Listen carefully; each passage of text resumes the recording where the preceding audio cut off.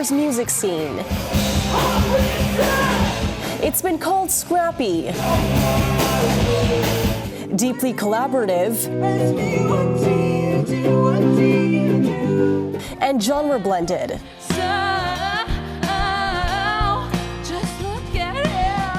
However you want to describe it, the city has produced some incredible talent. Michael Bublé, Bryan Adams, Sarah McLachlan, Nelly Furtado, Grimes, and Mother Mother, just to name a few. But who's up next and who's helping them break through? We decided to dive in and get a sense of what's going on in the city. We're starting with a studio with deep roots in this city. 604 Records is led by an owner who never set out to work in the music business, but ended up helping shape some of Vancouver's biggest names. Jonathan Simkin is still creating opportunities for the next generation of artists. I went to law school at Osgoode Hall in Toronto, and when I came home, I started a law firm that was a poverty law firm. That was an interesting career. But in the early 90s, I moved into an apartment building on Commercial Drive, and my neighbors were in a band. And I used to hang out with them. Nothing to do with business, just a social thing. You know, I'd go to these parties, and I'd have these musicians coming up to me saying, like, "Hey man, like, are you really a lawyer? Like, you don't look like a lawyer, man. Like, that's cool. I got this contract from a record company," and I'd always like, "Dude, can't help you. Not that kind of lawyer. You know, here's my business card. You get busted for pot or drunk driving or assault, or, you know, you give me a shout and I can help you out." But he started to tire of poverty law and decided to reconsider. I sort of got bored with it. And so when this opportunity presented itself, I was like, you know what? Like, maybe this is God's way of telling me there's something else I might be able to do with my life. And that's when I decided, you know, I'm going to dabble a little bit, give it a shot. Things really started changing when he took Nickelback as one of his clients.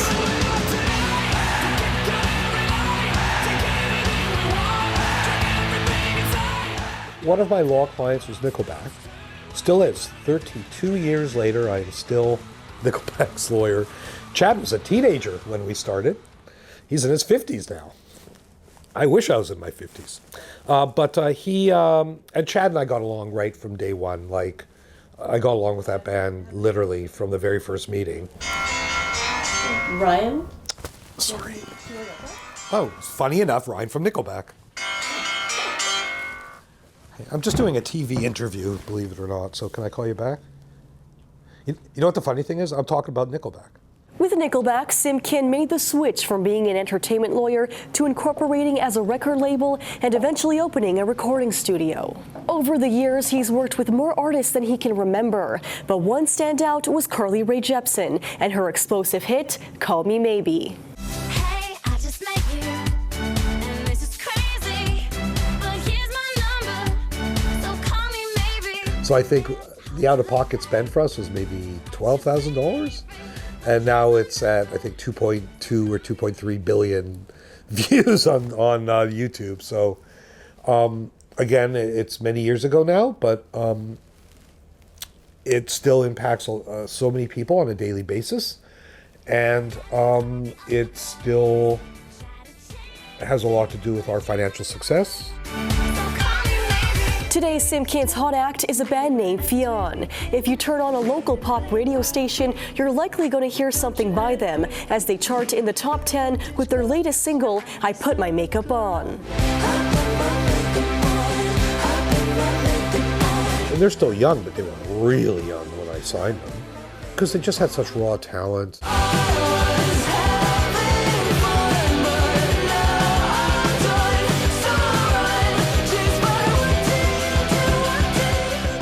Kind of always singing together as kids. We joined choir when we were maybe 6, like in grade 1. But we started our duo when we were 12, busking at Granville Island. When did you maybe start releasing music? We started officially releasing music, I think, in 2018, around 2018. But we had been like performing for like years before that. From there, how have things changed with your music, what you're putting out? I think things have changed a lot because we've sort of grown up, you know. We started doing it so young I guess we've sort of been like finding ourselves, our combined self, through the music, and sort of like learning more of like what we like and trying different things. So there's been like quite an evolution of different styles and everything through the years. Since signing with 604, they have put out 3 albums and 2 EPs. We've kind of just been like grinding it out ever since we first got signed. The reward for all that grinding, I think we already have enough songs or more than enough songs for another album. as far as the Vancouver music scene goes, they believe in getting out and supporting other musicians. Madison Gifford, who's actually recording in the studio over there, like, I love her stuff. She's an amazing performer as well. Molly and Nell. Yeah, Bo Henrik, he's sick. Yeah. The list goes on. Yeah, there's a lot of people. From buskers to the charts, Vancouver's music scene is still building stars. And that growth depends on more than talent. It depends on spaces to play. Up next, the venue's fighting to keep that stage alive.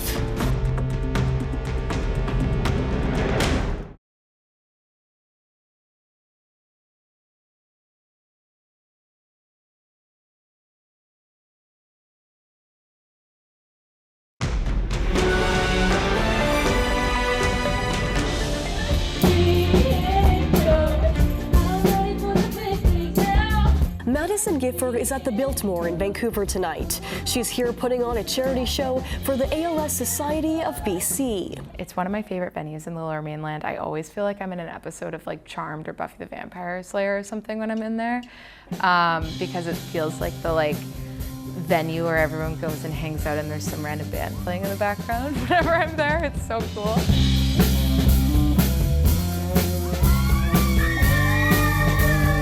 I always loved to sing. I would force everyone to pause all of my birthday parties from 5 years old and onwards so that I could sing The Sun Will Come Out Tomorrow from the Annie soundtrack for them.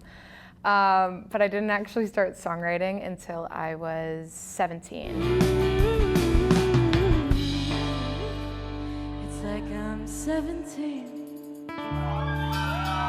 She's one of the artists recently signed to Vancouver's local recording label, 604 Records. How did you end up with 604? There was a woman named Tenley that used to work here that saw us perform and recorded it and then showed it to Jonathan Simkin, and he liked what he heard. She's currently in the studio working on a new album, one that is moving away from her pop sounds of younger years. How would you describe your music? That's a really good question. I think I would probably say, folk, Americana, country, but then that pop influence is always going to be there. I got remembering some of my favorite times. Although she hasn't been on tour yet, she's looking forward to that day. I would be so stoked to do it, hopefully soon. We'll see how everything goes. But I do love meeting my fans at shows. I'm always in the merch booth, and I have such awesome, dedicated people that it still is the craziest thing in the world to me that the numbers that you see on the screen are actual people that come to shows and really listen to my stories and my songs and care. So getting to meet people and hear their stories and the way that they relate to my music is literally the coolest thing ever. Actually, it still doesn't really feel real when I talk about it out loud. For those who are starting out in the music scene in Vancouver, Madison has some suggestions. I think the biggest piece of advice I would probably give to someone that wants to pursue a career in music and doesn't really know where to start is to play as many live shows as you possibly can, play open mics, make friends with artists, write as much as you can, and just put yourself out there, and the pieces will fall into place. And that is not to say she doesn't realize some of the hurdles musicians here in Vancouver face. Having also spent time in Nashville, she sees the difference in the audience numbers. I think I'm looking right at it. Compared to other cities in the world, for example, Nashville, it's a lot harder. I know a lot of people that are full-time artists over there, and they play a few shows a week, and there's enough tourists that are there just to see live music that they make a livable income. But I don't think it's impossible, no. I think it's just maybe a bit harder. But also too, that's just dependent on where you're at as an artist in regards to like the streaming world and social media and those sorts of things. Stopping in the ER, just waiting for a phone call. Madison knows from personal experience that putting yourself out there is not easy to do. You have to be willing to do like really embarrassing stuff. I didn't want my friends from high school to see that I was like posting Instagram reels that were getting 50 likes, promoting my song every single day. Like that, I was like, oh my gosh, this is so embarrassing. Everyone's gonna be so annoyed. And then I just kind of was like, I just decided to not care. And also was greeted with a bunch of people who actually thought that it was really cool what I was doing. And I realized I had nothing to be afraid of. And people are generally really nice and cool and supportive and awesome. So that was a really pleasant surprise and a reminder of like, oh, okay, most people are good and want to see people succeed, you know? The 2020 and 2021 was just a time to be on TikToks. And a time to be really embarrassing. Like I think everyone was like, but that's okay, I love it, I love it. Be cringe, live your cringe. Next on City News Connect, we will meet a woman who has been part of the music scene in Vancouver for over 20 years and is still helping new artists showcase their music.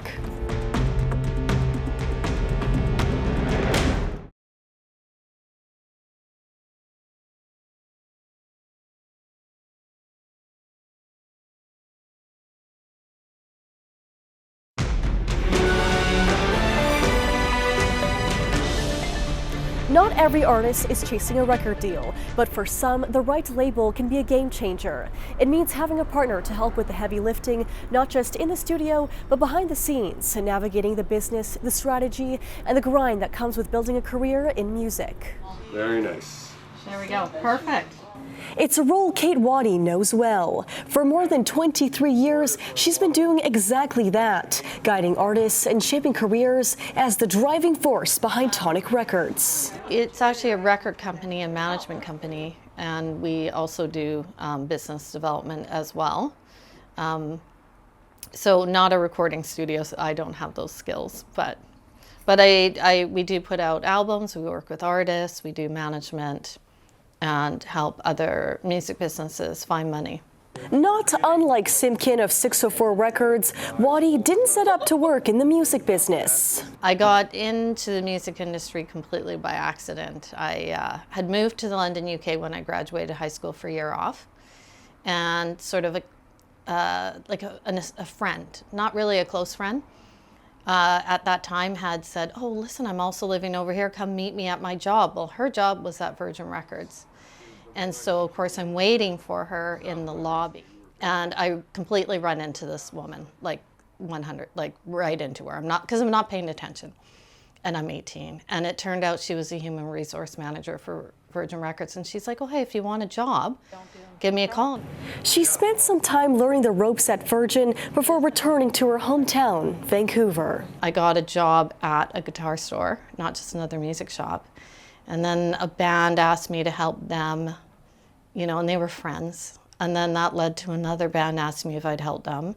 And now here we are, like 20 plus years later. The bands were looking for help booking shows and applying for festivals, something she had done regularly for Virgin Records.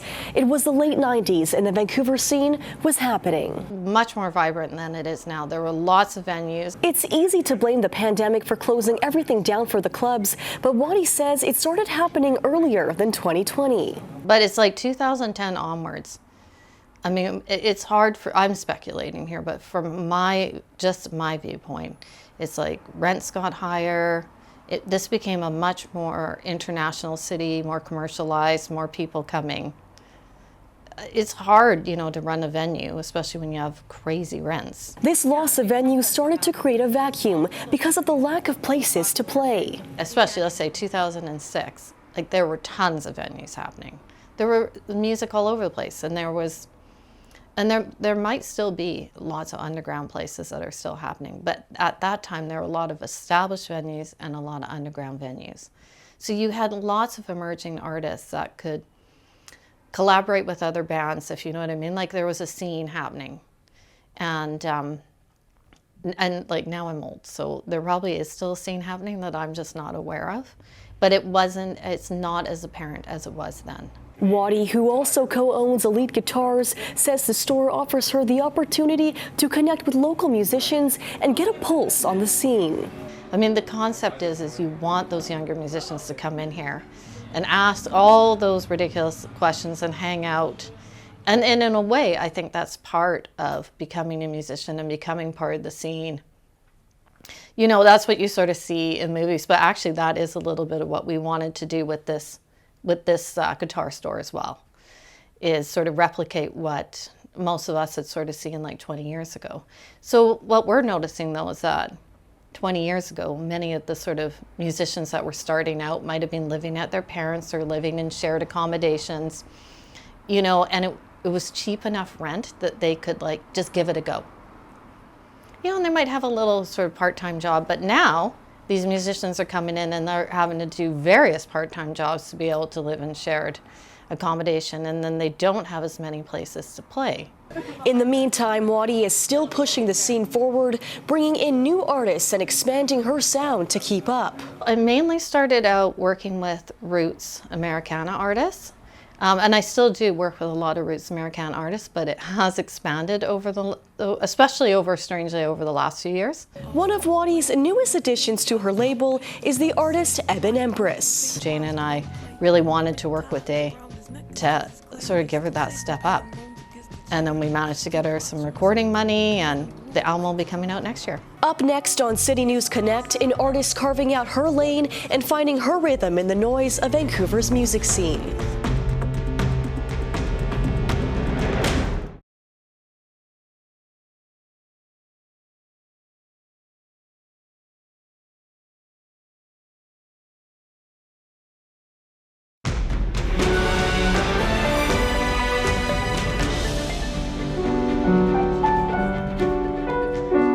In Vancouver's ever-shifting music scene, standing out isn't easy. But some artists don't just play music, they pull you into it. Day Shields, known as Ebon Empress, is one of them. Music for this local Vancouver musician is literally in her DNA. When I was really young, my granddad, he still is a roots reggae and gospel artist from Jamaica. I remember being like maybe 4 or 5, around that age, and he would teach me how to play all the songs that he knew. And yeah, so started very young, and I've had music with me my whole life. And it shows. She plays piano, bass, sax, guitar, and she writes and sings. I love music, as a whole, music is like my passion. So I don't have like one particular genre. I mean, I mainly make like hip hop, and I like to think of myself as like a dub poet. Originally from Brampton, Ontario, she decided to drive across the country a few years ago, and when she reached Vancouver, she knew this is where she needed to stay. I was being called to come here, and the moment that I got here, things just started to flow for me and flow in the right directions. It just felt like the right space for me to explore and expand, you know, who I was and what I was doing, and I learned so much about myself. She learned a lot about how to connect with the musical community here, and it started with her love of poetry. Guess I'm just imperfect. I wonder if anyone's really worth it. But I think one of the biggest influences on my poetry actually came from a lot of poetry slams in Vancouver. There was one that used to be hosted at Café du Soleil, and I would go to that quite often as well. And so it came from a lot of different artist collectives, a lot of people in the scene making music, making art, and sharing it in really powerful ways that influenced me and allowed me to also show up and share as well. One of the people she met along the way was Jane Aurora, who owns Capsule Studios. I knew her for about 3 years before we ever got to the studio together, and we cultivated a friendship first. And then yeah, we started working. We worked on my first 2 singles that are released right now, Imperfect and Peace. We worked on those and released them, and that's when I met Kate. I realized I was searching in circles, inherited trauma, got the seat at the focus. Waddy and Aurora helped her get funding to record the album she's now working on. It's her first. It's been a whirlwind, but I'm really excited about it. We're in the middle of vocals right now. We're recording a lot of vocals, tracking. We've already tracked a lot of amazing musicians, jazz musicians in Vancouver. Guess I'm just imperfect. Wonder if anyone's really worth it.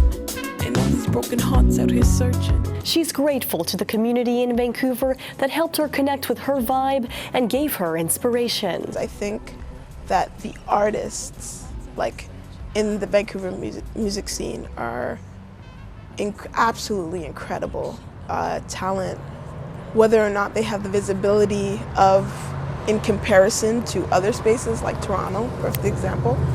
No, definitely not. They don't have the visibility, but like there's incredible talent here, and it just needs support. And for the artists in the early stages of finding their place in the Vancouver music scene, Shield says don't give up. Don't wait for people to make the space for you. Create it for yourself, create it for you and your friends, create it for the people around you that you have the reach to inspire and to uplift, and that will just get bigger and bigger. So just keep showing up. The message is loud and clear. Vancouver's music scene is not just alive, it's thriving. Artists are getting noticed, building momentum, and landing record deals right here at home. And if you're not the one making the music, you can still be a part of it. Get out, show up, and support the talent that's shaping the city sound. That's it for this edition of City News Connect. Next week, we continue our music special, meeting emerging artists still waiting for their big break and hearing from the local venue owners, giving them a stage and a chance to be heard.